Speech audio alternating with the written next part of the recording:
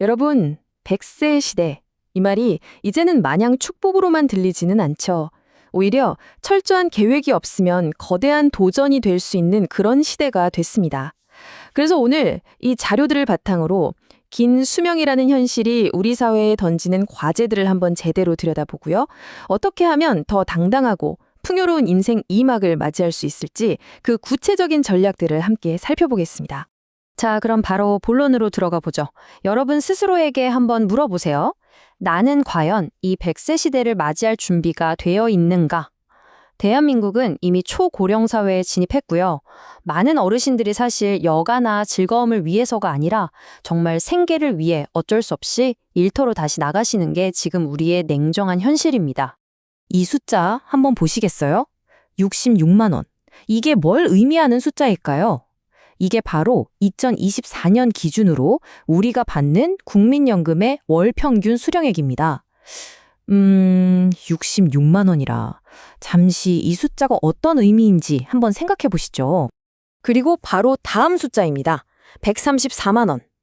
이건 또 무슨 돈일까요?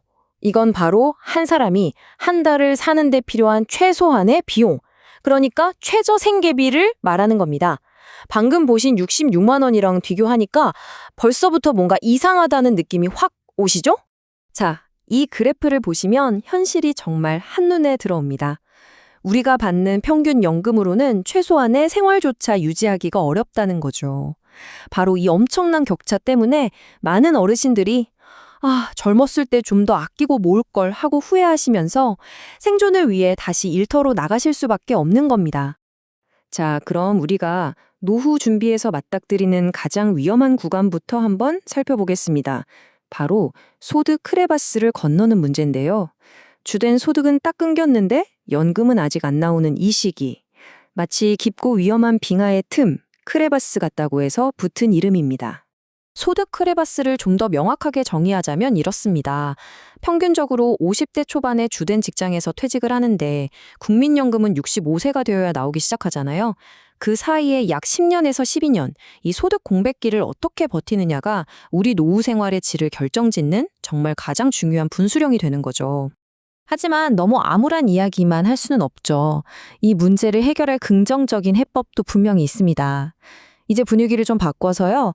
노년의 일을 단순히 먹고 살기 위한 수단이 아니라 새로운 성취감과 사회적 기여를 위한 기회로 바라보는 관점에 대해 이야기해 보겠습니다. 물론 현실을 무시할 순 없습니다. 보시다시피 절반이 넘는 분들이 생활비를 보태기 위해 일을 하고 계세요. 하지만 진짜 중요한 건 그 이면의 가치입니다. 규칙적으로 어딘가에 출근하고 사람들과 어울리는 것. 이게 정신 건강을 지켜주고 내가 여전히 사회의 일원이라는 소속감과 자부심을 느끼게 해주거든요. 저는 이 부분이 정말 흥미롭다고 생각하는데요. 요즘엔 기업들도 시니어 인력의 가치를 다시 보기 시작했다는 점입니다. 수십 년간 한 분야에서 쌓아온 그 전문성과 노하우는 절대 돈으로 살 수 없는 자산이거든요. 특히 젊은 직원들보다 이직률이 훨씬 낮아서 조직에 안정감을 주기도 하고요. 여러분의 경륜은 결코 짐이 아니라 아주 강력한 경쟁력입니다. 자, 그럼 이제 두 번째 해법으로 넘어가 볼까요? 바로 정부의 지원 제도를 적극적으로 활용하는 겁니다. 이거 절대 누가 불쌍해서 주는 동정이나 시혜가 아닙니다. 여러분이 평생 성실하게 세금 내고 살아오면서 쌓아온 당연히 누려야 할 여러분의 권리라는 점을 꼭 기억하셔야 합니다. 특히 이건 정말 중요한 변화니까 꼭 알아두세요. 2026년부터 의료급여의 부양의무자 기준이 완전히 폐지됩니다. 이게 무슨 뜻이냐면요. 예전에는 자녀가 돈을 잘 벌면 부모님이 의료 지원을 받기 어려웠잖아요. 이제는 그런 거 상관없이 오직 신청자 본인의 소득과 재산만 보고 지원 여부를 결정한다는 겁니다. 이건 정말 획기적인 변화죠. 아니, 그럼 이런 혜택은 도대체 어떻게 찾아요? 방법은 생각보다 훨씬 간단합니다. 그냥 집 근처 주민센터에 가셔서 딱 한마디만 물어보세요. 저기요, 우리 동네 65세 이상 어르신들한테 주는 혜택 뭐 있나요? 이게요, 지역마다 주는 바우처나 지원 사업이 다 다르거든요. 그래서 이 간단한 질문 하나가 수십만 원의 가치를 가질 수도 있습니다. 그리고 혹시 지갑 속 복지카드, 그냥 지하철 탈 때만 쓰시나요? 그러면 정말 큰 손해를 보고 계신 겁니다. 그 카드가요, KTX 요금은 물론이고 공공병원 진료비랑 처방 약값까지 할인받을 수 있는 만능 절약 카드거든요. 그러니까 앞으로는 어디서 돈 내기 전에 항상 먼저 물어보세요. 혹시 어르신 할인 되나요? 이 습관이 정말 중요합니다. 지금까지는 주로 경제적인 부분을 다뤘는데요. 사실 우리 인생이 돈이 전부는 아니잖아요? 진정으로 풍요로운 노후를 완성하기 위해 꼭 필요한 비재무적인 요소들, 바로 건강과 관계, 그리고 끊임없는 성장에 대한 이야기로 넘어가 보겠습니다. 이 수치 한번 보십시오. 와, 정말 충격적이지 않나요?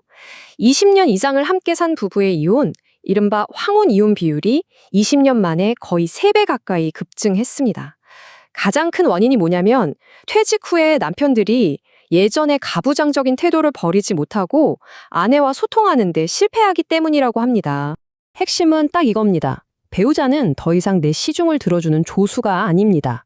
남은 인생이라는 긴 여정을 함께 헤쳐나가야 할 가장 친한 친부이자 동반자로서 서로를 존중해야 합니다. 집안일도 같이 하고 힘들 때 기댈 수 있는 정서적 지지자가 되어주는 게 정말 중요해요. 사회적으로 고립되지 않고 활력을 유지하는 몇 가지 구체적인 방법들입니다. 국가에서 운영하는 이웃돌봄 서비스로 안전망을 확보하고요. 시놀이나 오뇨 같은 앱을 통해서 관심사가 비슷한 새로운 친구를 사귀어 보세요. 또 스마트 복지관에서 스마트폰이나 컴퓨터를 배워서 세상과 계속 연결되는 것도 좋고요. 발레 같은 새로운 운동으로 코어 근육을 길러서 낙상을 예방하고 건강을 지키는 것도 아주 좋은 방법입니다.